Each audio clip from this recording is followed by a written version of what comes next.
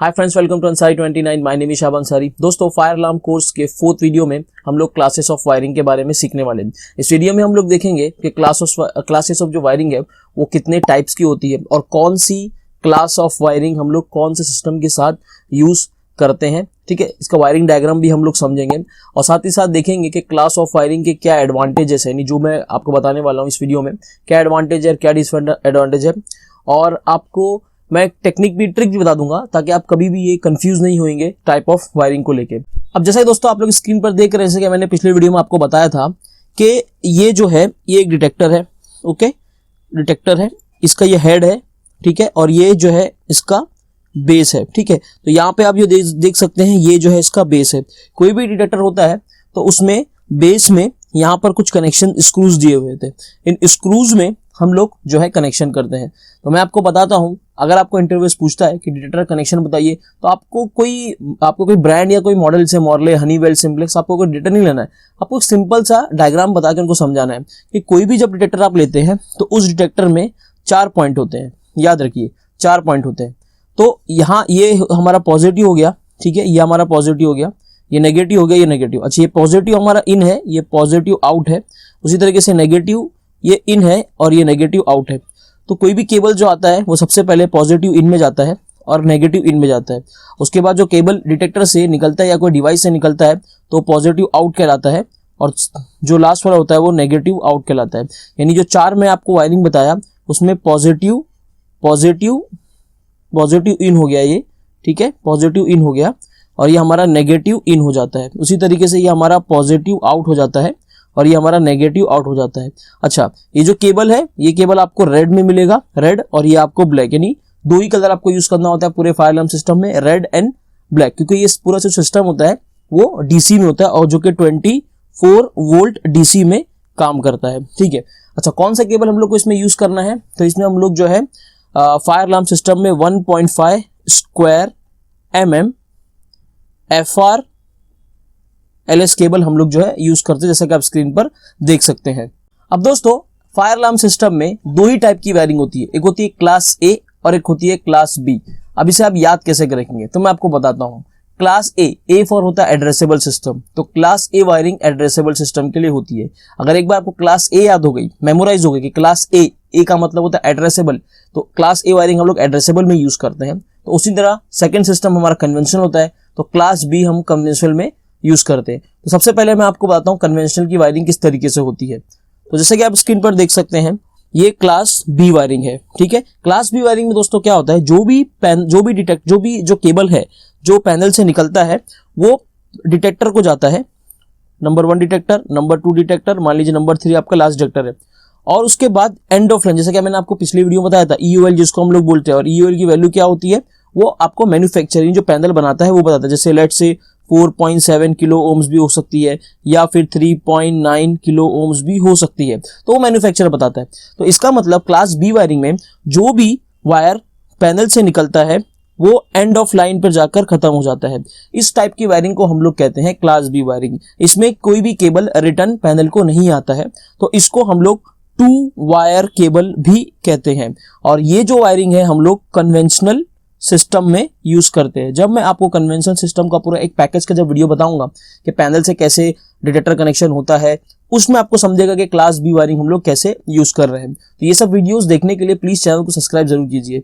अब देखते हैं हम लोग क्लास बी वायरिंग का एक एग्जाम्पल। जैसा कि मैंने आपको बताया, ये फायर पैनल है, ठीक है, ये फायर पैनल से आप देख सकते हैं यहाँ पर मेरा ये जोन निकला हुआ है, यहाँ पर ये मेरा जोन यहाँ से गया हुआ है, ठीक है, ये जोन, ये पहले डिटेक्टर को मेरा जोन गया है, उसके बाद मेरा MCP को गया है, फिर MCC के बाद मेरा एक हीट डिटेक्टर है, और लास्ट में मेरा जो है दोस्तों वो मेरा जो है EOL है, जो जैसे एंड ऑफ लाइन जिसको बोलते हैं। तो आप देखेंगे यहाँ से जो भी केबल गया है वो एंड में जाकर खत्म हो गया, यानी वो रिटर्न नहीं आया है। सेकंड जोन आप देखेंगे यहाँ पे लिखा देखो जोन 1, जोन 2 देखेंगे तो जोन 2 भी वैसे ही है, डिटेक्टर से MCP से फिर डिटेक्टर, फिर जाके EOL पे जाकर ये भी जो है वो खत्म हो गया है। इस टाइप की वायरिंग को हम लोग जोन वायरिंग भी कहते हैं। बहुत अलग अलग नाम है दोस्तों, जोन वायरिंग हो गया, जोन वायरिंग भी बोलते हैं। कन्वेंशनल को हम लोग इसमें क्लास बी वायरिंग भी बोलते हैं और इसको हम लोग 2 वायर वायरिंग भी बोलते हैं। तो चलिए दोस्तों, अब हम लोग देखते हैं क्लास ए वायरिंग किस तरीके से होती है। तो क्लास ए वायरिंग का डिफरेंस ये है कि जो भी केबल पैनल से निकलता है वो डिटेक्टर से होते हुए रिटर्न वापस पैनल को आता है। अब यह बोलेंगे कैसा है, तो ये जो बना है इसको हम लोग बोलते हैं लूप। क्या बोलते हैं? लूप। इस टाइप की वायरिंग को हम लोग लूप वायरिंग भी कहते हैं। इस टाइप की वायरिंग को हम लोग लूप वायरिंग भी कहते हैं। अब इसमें क्या होता है, पैनल से केबल निकलता है पॉजिटिव, नेगेटिव और डिटेक्टर से होते हुए, यानी positive in, negative in, positive और नेगेटिव एड, ऐसे हो के जो लास्ट डिटेक्टर है वहां से वापस रिटर्न पैनल को आता है। तो इसको लूप वायरिंग भी बोलते हैं। इसको क्लास ए वायरिंग भी हम लोग बोलते हैं। और ये वायरिंग हम लोग एड्रेसेबल सिस्टम में यूज करते हैं। इस वायरिंग को हम लोग 4 वायर वायरिंग भी कहते हैं। क्या बोलते हैं दोस्तों? 4 वायर वायरिंग भी हम लोग इसको बोलते हैं। अब दोस्तों क्लास ए, जैसे मैंने क्लास बी वायरिंग का आपको एग्जांपल बताया, वैसे ही मैं आपको क्लास ए वायरिंग का भी एग्जांपल बताता हूं। देखिए ये क्लास बी जो क्लास ए वायरिंग है उसका एग्जांपल है। जैसे कि आप देख सकते हैं यहाँ पर लिखा हुआ है लूप। इसके पहले जब मैंने आपको बताया था तो यहाँ पर लिखा हुआ था जोन, यहाँ पर लिखा हुआ है लूप। तो लूप का मतलब देखिए, पहला जो ये पैनल है, पैनल से आपके डिटेक्टर के पास जाता है। ओके, पैनल से आपके डिटेक्टर के पास जाता है एक डिटेक्टर, उसके बाद देन एमसीपी, देन उसके बाद अगेन डिटेक्टर, देन कोई आइसोलेटर है तो उसके बाद then again detector, then MCP, then उसके बाद एक डिटेक्टर, और देखिए रिटर्न आ गया। देखिए यहाँ पर जो लिखा हुआ है, जैसे कि मैं आपको क्लियरली बता दूं, यहाँ पर ये देखिए, आप देख सकते हैं यहाँ पर जो लिखा हुआ है, यहाँ पर इस तरफ लूप 1 लिखा हुआ है, यहाँ पर आपको लूप 1 दिखा हुआ मिल जाएगा। उसी तरह यहाँ पर भी लूप 1 है। यानी लूप 1 में क्या होता है, कोई भी आपका जो भी केबल होगा वो पैनल से स्टार्ट होगा और पूरे फील्ड में जाके वापस रिटर्न आ जाएगा, इसलिए उसको हम लोग जो है लूप वायरिंग भी बोलते हैं। आई होप दोस्तों आपको समझ में तो आ गया होगा कि क्लास ए और क्लास बी वायरिंग हम लोग किसको बोलते हैं। अब दोस्तों मैं आपको बताता हूँ क्लास ए वायरिंग और क्लास बी वायरिंग में क्या डिफरेंस आ जाता है जब इसमें कोई ब्रेकडाउन आ जाता है। तो जैसा कि आप स्क्रीन पर देख सकते हैं, यहाँ पर क्लास बी वायरिंग में अगर मान लेते हैं कोई भी केबल, जैसे यहाँ पर अगर केबल ब्रेक हो जाता है तो आपका ये डिटेक्टर ऑन है, ये डिटेक्टर ऑन है, इसके आगे जितने भी डिटेक्टर होंगे, लेट्स से अगर 10 डिटेक्टर भी होंगे तो आपके सारे डिटेक्टर काम करना बंद कर देंगे।